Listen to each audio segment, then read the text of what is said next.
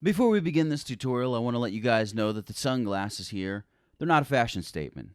See, about a week ago, I had a run-in with, I want to call it the business end of a scissor blade, and it burrowed itself into my left eye and left me blind for about 3 days.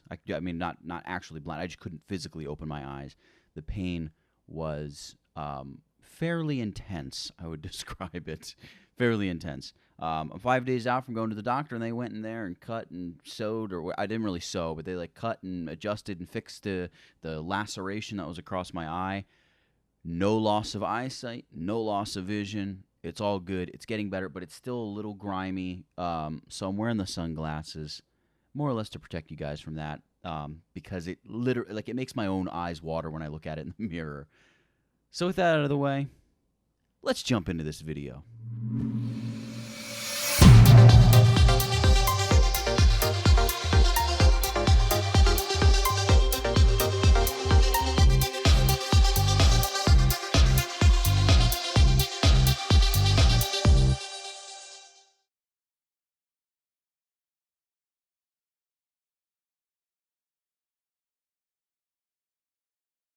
Hey everybody, welcome into this video tutorial brought to you by tutvid.com. Now, today we're going to take a look at sort of a smoke dispersion effect. It's kind of a relatively simple effect, but it's kind of impressive as well. It's pretty neat. It basically requires one type of brush and an image that works, but I'm intentionally choosing a difficult image to do this effect to. If you can do it to this image, you're going to be able to do it to a much simpler image much more easily. We're going to cover everything involved in it.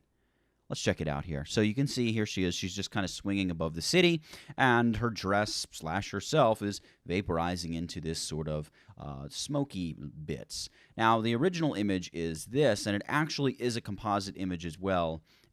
Just, her dropped in over this slightly out of focus shot over the city here. Really, what you need to do to begin things, I should say, before we even jump into the tools in Photoshop, is you need to choose an image that works. And I alluded to just a moment ago that there's easy images, there's difficult images. The reason this is a difficult image is because any image that you're choosing, you want to have enough sort of like fluff in the image or stuff in the image, clothing in this case. That's the reason I picked this image. You see here, it's got this big like bit of the dress hanging out over here, because we can easily like take that and stretch it out, make it a lot bigger. But also what makes this image very difficult is she's not just over like a studio background, something that's solid gray or white or black or something like that, where if we move her or adjust her, we can very easily paint in what's behind her. Now, with an effect like this, it basically goes like this. You need to cut the subject out. So we need to make a selection of her, a perfect selection of her, cut her out, pop her up onto her own layer, and fill in the city behind her. So we need to fill in the sky, fill in the bits of the city behind her as well. So that's what makes this image difficult. Imagine if you have just like a solid blue background, let's say. You can just fill it with the solid blue that matches everything around it. Great, boom, done. Perfect background once again. This image is a little more complex than that. So you need to find an image that you want to work with, or maybe an image that you shot that's better, actually, right? And you also need to find a brush pack. Now, I have a link down in the description of this video, which it will give you a link to the brush pack, the exact brush pack I'm using here in this tutorial from the good folks over at brusheasy.com. Not a sponsor, but should be a sponsor probably. They've got great free stuff over there on their site. Highly encourage you to go check it out and download it. Of course, if you download it, you can follow right along with what we're doing here. So, with all of that out of the way, let's talk about cutting out our model here. I'm going to collapse my libraries and my swatches panel, open up my layers panel, and I'm going to double-click on my background layer just to unlock it. Hit OK. I feel like there's been a very long intro to this tutorial. Whatever. Let's get to work. Here we go. We got this background layer here. And I'm going to begin with my quick selection tool, and I just have it set to sample all layers. There's only one layer here, so it's no big deal. And then also I've ticked on auto enhance. Auto enhance will take a little bit more sort of energy from your computer, but I like to use it. You don't have to, though. And what I'm going to do is I've got a very small brush here. This is a huge image, by the way. If I go up to image size, it's like, 6,800 pixels across. We're going to work at about 6,800 pixels across until we get her cut out. Once we get her cut out, we'll convert stuff to some smart objects to lock in the size, and then we'll downsize the image just so we can work with our really high-resolution brushes a little bit more effectively, because this is just a massive, massive image. All right, let's go ahead and just paint over the dress here. And the quick selection tool is just that, very quick selection, not at all perfect. You can see here it's really not going to be that perfect. But I'm just going to run over her, grab as much of her hair as I can. I'm going to ignore the ropes hanging down from the sky. I'll go up her arms as much as I can. There, see, it kind of grabbed it. Great. I'll let that be what it wants to be. That's great. That'll save me a little bit of time, because with this rope, I already know we're going to have to use the polygonal lasso tool. No big deal. It's not that difficult to do. See that? We just grab that whole chunk of everything.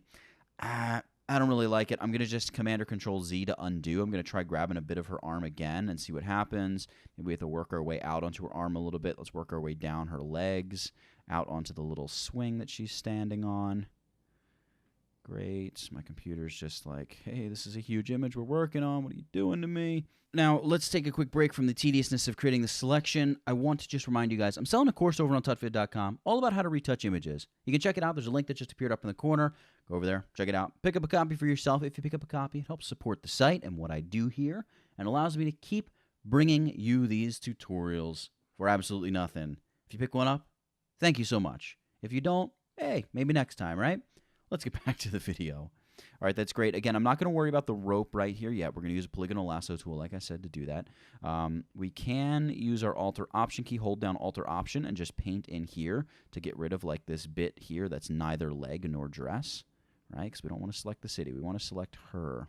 And I'm watching the edge of the building there. I'll have to go and perfect the selection to clean that up, We'll get to that in a moment. I'm just looking to make kind of the initial rough selection. All right, let's try again to select her hand. All right, so it's going to select this whole big chunk. So maybe what will be faster is if we now just kind of select away. So with all the selected, hold down Alt or Option, and we can begin painting away bits that are not dress and are not girl. Now it's going to, clip away part of her arm. Let's try to bring her arm back. See if we can bring it back. Yeah, see that? We got the arm back. All right, we got a bit of the sky with it. I'm actually going to leave it. That's not that bad. We can manually make that go away pretty easily in just a moment. All right, let's crunch that down. There we go. We're coming down on top of her arm pretty hardcore. Paint there to introduce or just, stretch the selection over her arm. Hold down Alt or Option. Get rid of that. We actually got a decent selection of the ropes. I'm kind of surprised about that. We're going to have to get the bottom rope here. That's no big deal. And then we'll hold down Alt or Option, come over here by her hair, and let's just get rid of some of this. And then we'll probably have to push it back out a little bit depending on what the auto enhance feature does. There we go, something like that. When we go into select and mask and we really start perfecting this selection, we're going to really crunch that in and cut stuff out and just push and pull that edge a bit, really as it needs to be. All right, let's just hold down our Alt or Option key and quickly knock this little bit out. That should be easy to knock out also. Right over here, let's just knock this bit out. Voila. Looks good, looks good. That's kind of an annoying chunk there on the bottom of her arm. If it's annoying you as much as it's annoying me, let's just begin with our polygonal lasso tool. I'm just clicking and holding on the lasso tool and choosing polygonal lasso tool. Hold down my Alt or Option key and click there, and let's just make a it doesn't have to be a perfect selection along the edge of her arm. Again, we're going to take this into select and mask. All right, let's look over here. All right, so we've got the rope selected. We got our hand selected. We're not really missing anything major. We're missing here a bit of the dress is being cut off, so let's take that polygonal lasso tool once more. Now, in this case, I need to add to my selection, so I'm going to hold down my Shift key and just bada bing. Go ahead and add that. And then hold down Command or Control and just click once. And when you hold down Command or Control and click kind of anywhere, it's automatically going to close off your selection when you're using the polygonal lasso tool. It's a nice little thing to know about. All right, and we're cutting off this bit of the rope. So the polygonal lasso tool, I really am going to use it here when I'm selecting the rope because I really want to make sure I'm not missing big chunks of the rope. That's going to kind of be, if we're going to keep intact the fact that she's kind of hey, swinging out over the city, it's going to be kind of important to keep those ropes intact. And we're going to get a nice clean edge along them with our polygonal lasso tool. There we go. Cool. That all looks like we're golden there. Looks great. All right, I'm going to double check the rope over here. I'm just holding down my space bar, by the way. It just temporarily converts whatever tool I have to a hand tool so I can just slide around my image. All right, you can see a chunk of the rope's being cut out here. In fact, her hand as well, so I'm going to hold down Shift. I'm just going to click through here. Great. Click right up to there. Good. Bring it around here, and then hold down Command or Control. Close that selection off, and I'll do the same thing out over here. All right, I'm using the polygonal lasso tool, as you see, even for a selection that is very much curved. And the reason is because it really doesn't need to be a perfect selection. So, I mean, under normal circumstances, I'd use the pen tool, or we'd, spend some serious time in select and mask, or in older versions of Photoshop, refine edge would come into play here.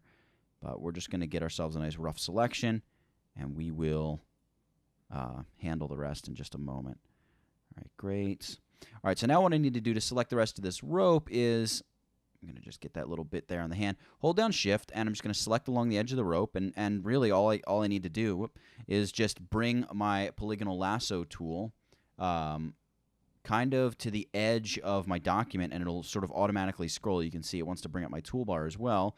It's because I'm that close to the edge of my screen. All right, I'm just going to click once there. You can see I accidentally hit my pen tool there, so let's bring the lasso back to like right there. Click once to drop a point. There we go, great. I'm just going to scroll down. All right, here's where the bottom of the rope meets the swing. Great. All right, time to come over to the other side of the rope now. Boom. Boom. Kind of cut the rope a little bit. Little bit. And by the way, we'll keep an eye on this over here. If this causes any issues with our selection, we'll just go in and add a bit of selection with the lasso tool. It's pretty quick and easy, and once you get kind of rolling with it, it takes literally seconds. All right, let's just go take a look at that. Make sure it's not giving us any problems. No, I don't think it is. All right, cool. So what we'll do is we'll zoom out, and we have our very, very rough selection at this point. We really don't want to take this and bring it right into... Or I'm sorry, we don't want to take this and just make our selection because we're going to have bits and pieces of pixel all over the place. So instead, what we'll do is we'll just use this as our selection in Select and Mask to give Photoshop a base from which it can work. So with all of that said, I'm going to take a look here at her hair. What I'll probably do is use just the regular lasso tool, hold down Shift, and just add to the selection here. Just add some of those wispies.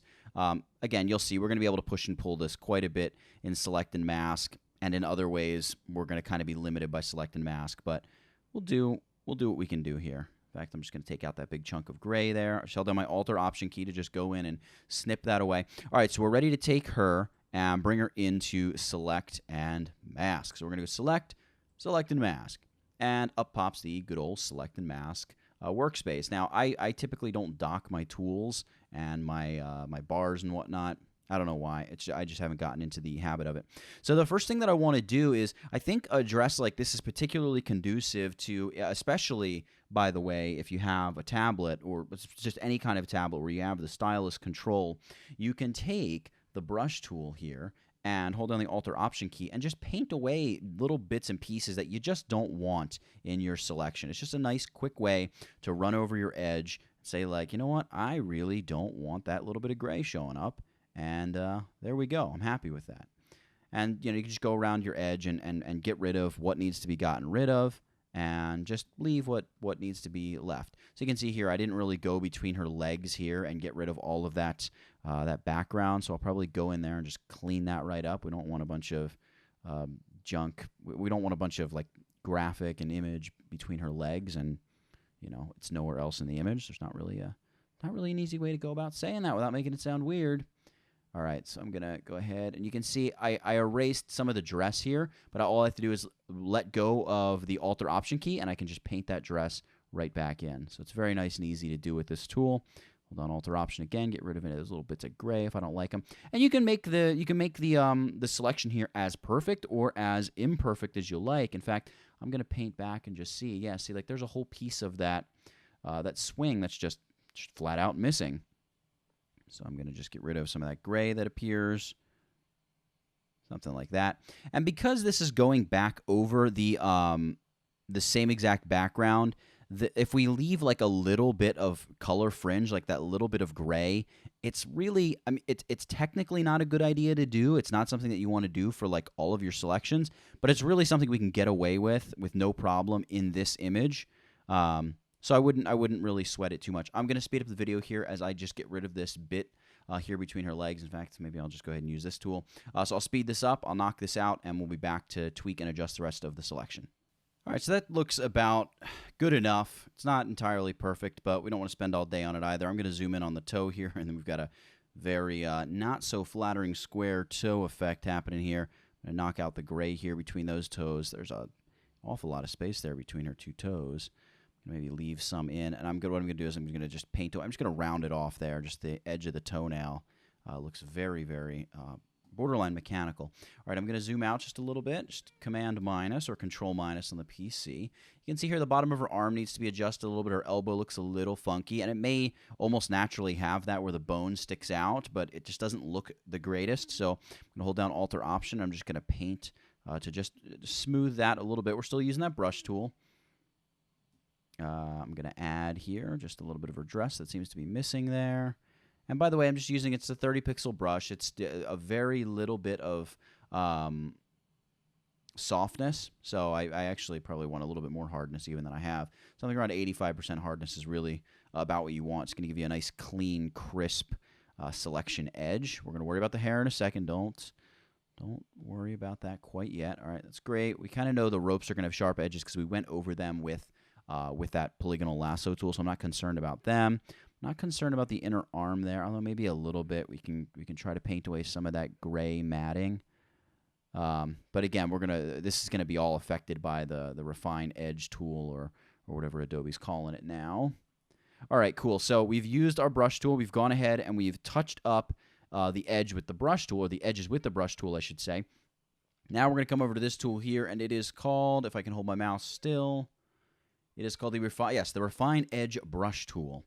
And so we're going to select this. And this tool basically is, in theory, we're going to be able to paint along an edge, and Photoshop's going to say, hey, this bit over here is the girl, is the dress, is the swing, the stuff we want to keep.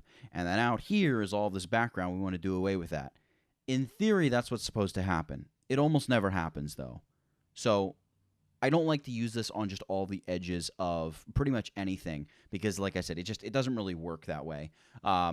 It tends to work okay with hair. I think in this case it's going to be acceptable. Again, we don't really have to worry about a crazy matting issue here because we're just pasting her. Once we cut her out, she's being pasted right back over the same image. There's the same colors, the same light tone. Everything in the background is basically going to remain the same. So if there's any little bits and pieces of her that we miss, it's really going to blend. It's going to be virtually impossible to distinguish any untoward details, if you will, because it's all going to be over the same color image. There's not going to be, we're not taking or putting over like a black or a white image where every little bit is going to stick out like crazy. All right, so I'm going to paint over her hair here, and you can see it starts doing just crazy stuff.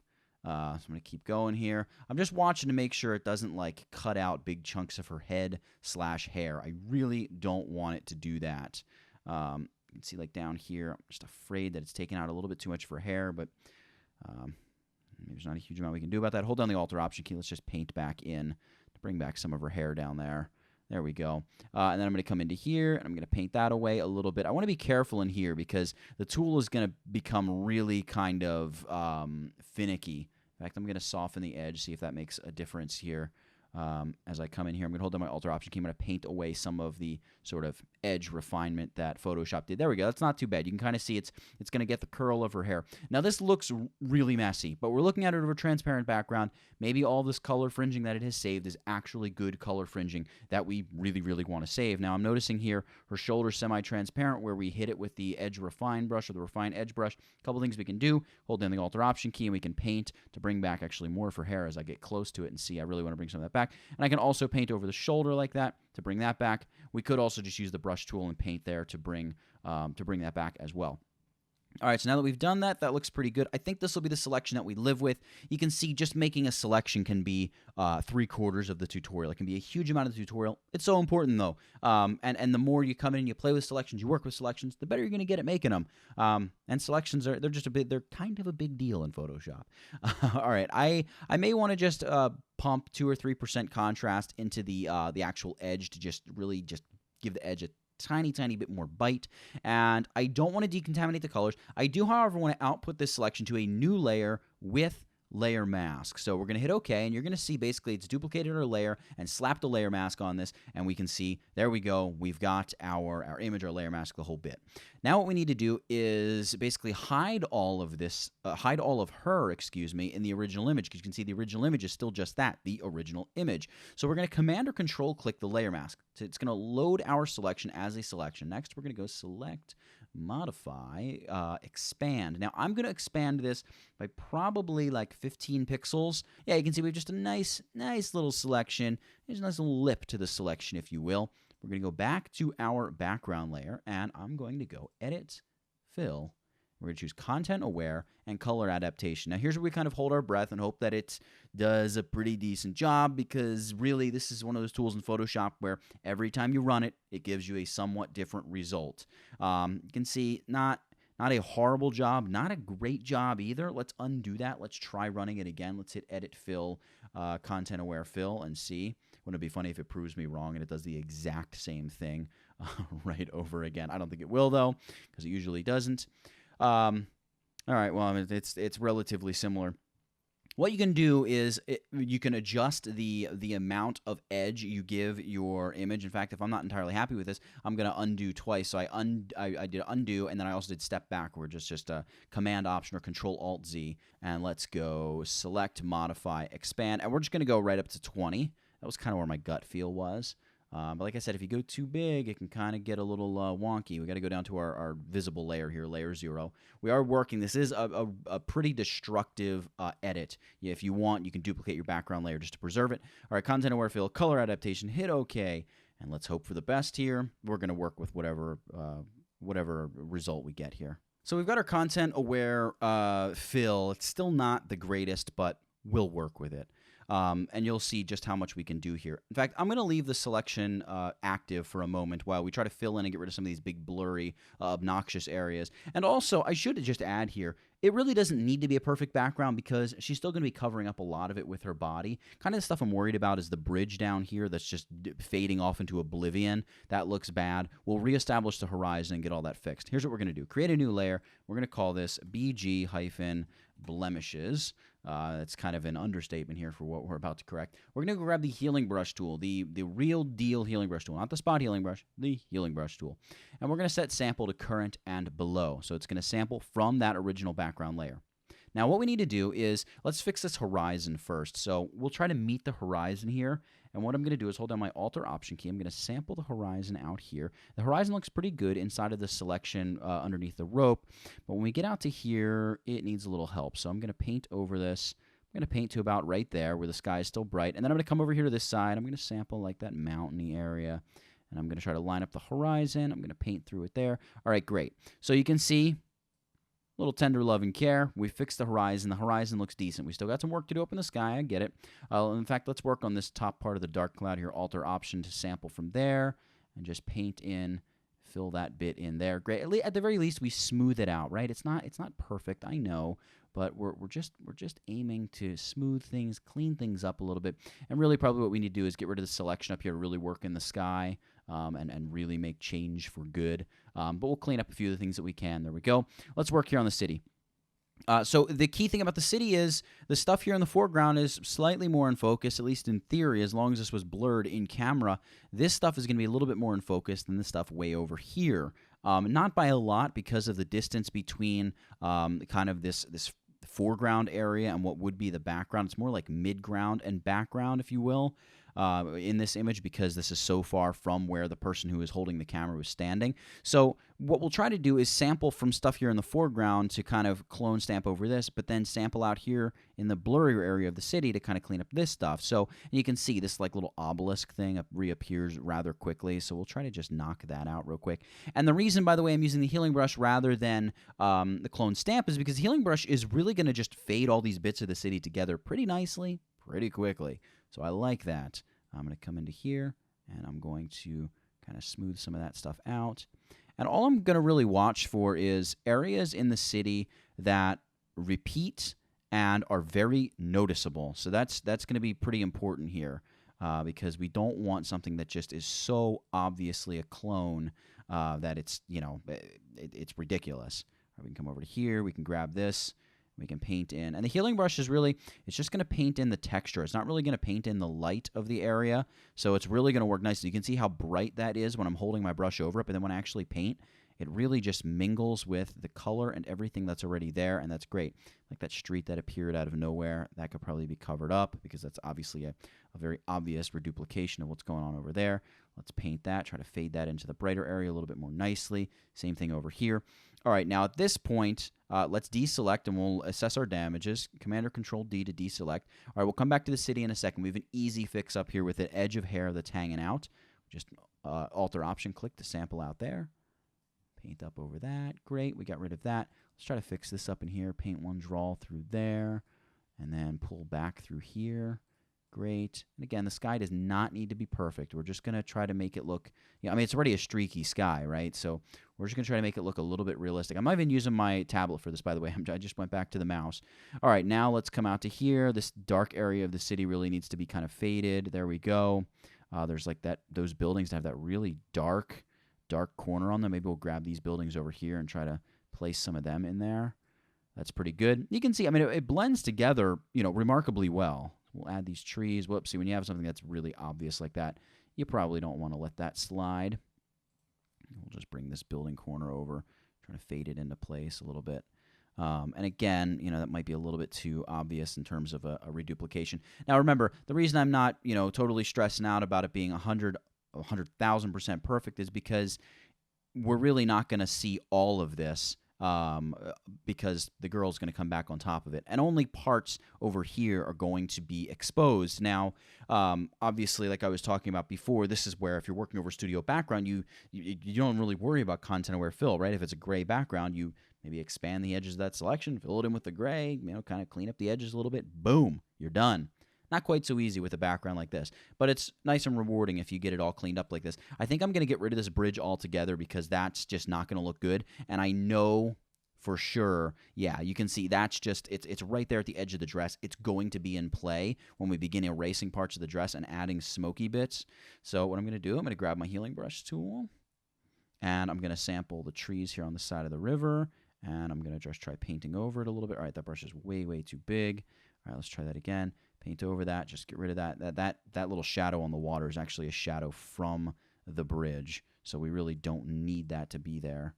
We can paint that away, and it doesn't have to be perfect at all. The only reason you know it's here is because you knew a bridge used to be here, right? And then we're working, with that knowledge. But if we just kind of, blur it up like that, it really is probably not going to be noticeable at all. Maybe just clean up the shoreline. It's a little too blurry there. All right, cool. So we just knock out that bridge real quick, and you can see there's before, there's after. So the healing brush tool is a mighty tool indeed when it comes to these kind of corrections. So next up, what we need to do is just turn on our model layer or a subject layer and hit Command or Control J. We've got a duplication of it now. Great. We're going to right-click on the layer mask for the newly duplicated layer and just choose Apply Layer Mask. It's going to just, you see what it did? It just cut everything away and just applied it to her layer. We're going to right-click and convert her to a smart object. Great. We have the original layer here. I'm not going to actually, I will mess around with this. I'm going to convert it to a smart object, but I want to preserve the layer mask, so I'm just going to drag the layer mask up to this layer temporarily. I'm going to right-click on this layer and choose Convert to Smart Object, and then I'm going to drag my layer mask back down onto that layer.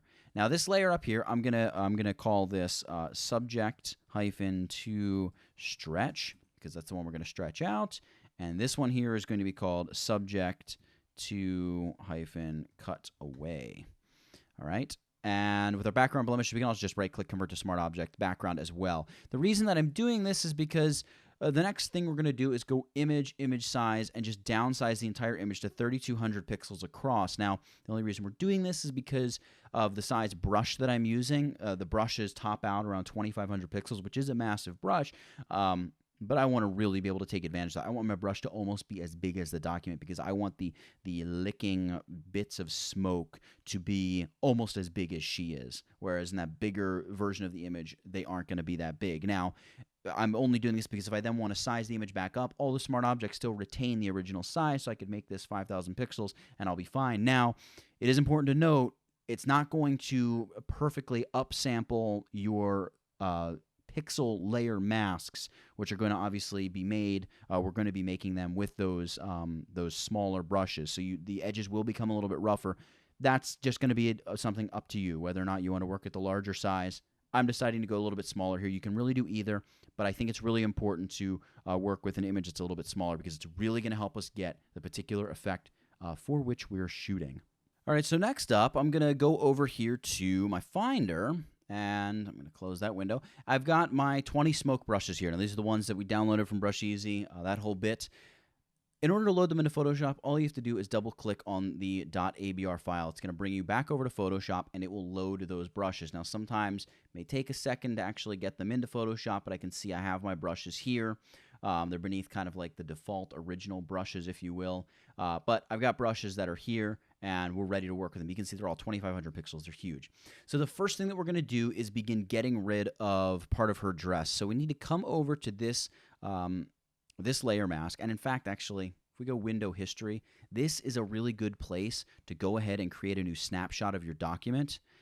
This is a snapshot is basically just an area where we can quickly jump back to it in the history panel, because we may click with the brush tool 200 times or 1,000 times and realize we don't like the effect. We want to undo it. Go back to that snapshot. Boom, it's all done. You're right back to where you started. So that can be useful. All right, we have selected the layer mask for the subject to cut away, and you can select any one of these brushes you want. So I can go with, one of these brushes, maybe this brush. All right, let's go with like this one here. All right, now we're painting with the color black, which means when I click, what it's going to do is, well, we want to hide our front subject to stretch there. You can see it places a bit of this kind of smoky effect where it's like, hey, we're getting rid of that. All right, what happened? Oh, I turned my layer back on. All right, so what I want to do, I really want to be aggressive with this. So I want to hide a lot of her, maybe even some up here by her arm and down here by the bottom of her dress. Great. We'll also go over to the other side of her dress. I'm going to choose a different brush, and then I'm going to open up my brush panel here, and I'm going to rotate the brush like so. I'm going to make the brush a little bit smaller, maybe only like 1,600. There we go, 1,600. And I'll paint a couple times right there, because what we'll do is we'll have some smoke on this side of her as well. You can see we touched her arm there, but I really like the way the smoke effect looks on her dress over here. So what I'll do is I'll just grab, like, I don't know, any one of these brushes here, set my foreground color to white, make it a little bit larger, and just come into here and paint her arm back into place. Great.